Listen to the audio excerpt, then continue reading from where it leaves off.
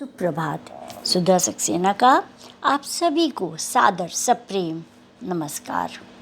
यदि आपने अभी तक मेरे चैनल को सब्सक्राइब और लाइक नहीं किया है तो कृपया उसे कर लें।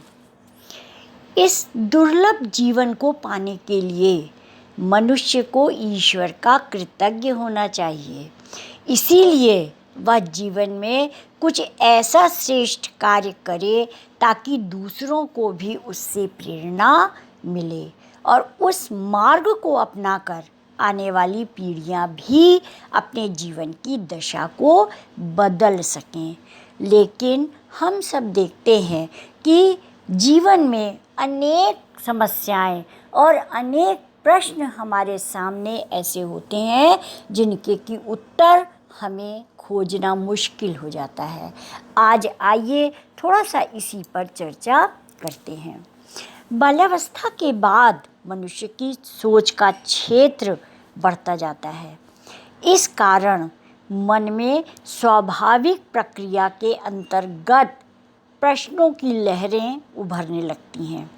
जब तक समस्याओं के समाधान मिलते रहते हैं तब तक मन की जिज्ञासा शांत रहती है, लेकिन जीवन में ऐसी समस्याएं आती रहती हैं जिनका हल अत्यंत कठिन होता है और यही प्रश्नों को जन्म देती हैं।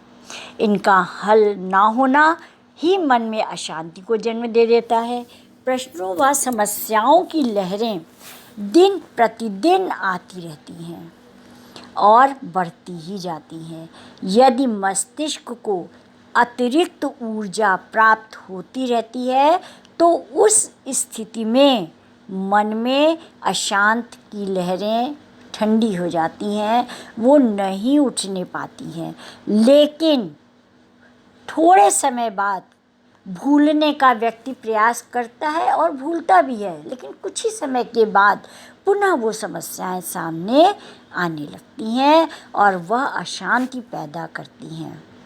मस्तिष्क में समस्याओं का स्थायी समाधान ही अशांत मन को शांत कर सकता है।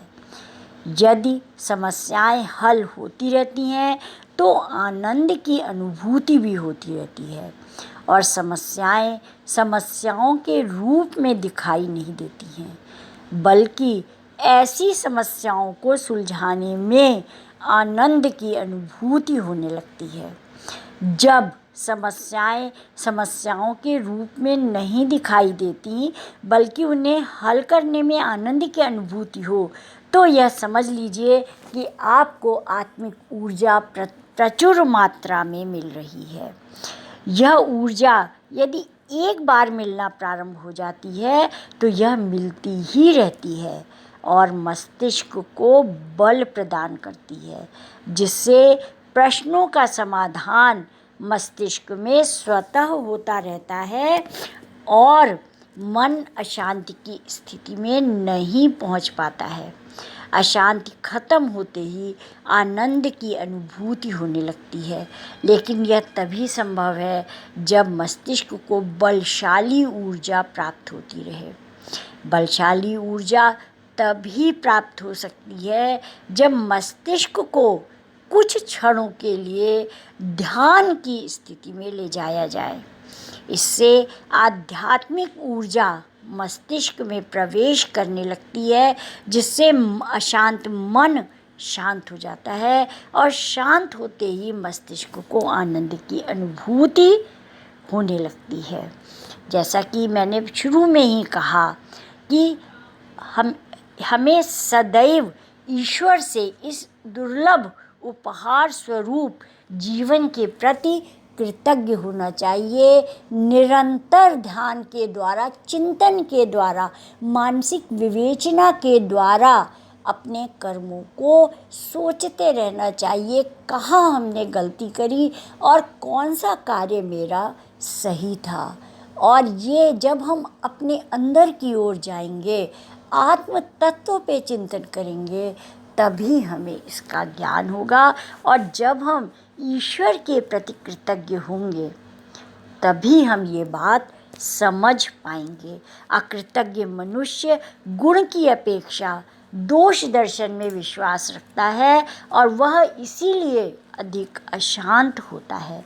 ईश्वर की रचना से मिलने वाली आनंद की अनुभूति से ऐसा व्यक्ति सदैव वंचित रह जाता है और इसीलिए कहते हैं कि स्वयं आनंद और शांति का यदि अनुभव करना है तो निश्चित रूप से ईश्वर के प्रति कृतज्ञता का भाव प्रकट करते हुए अब आत्म तत्व पे चिंतन करते हुए प्रचुर मात्रा में ऊर्जा प्राप्त करें और अपने को शांत बनाएं।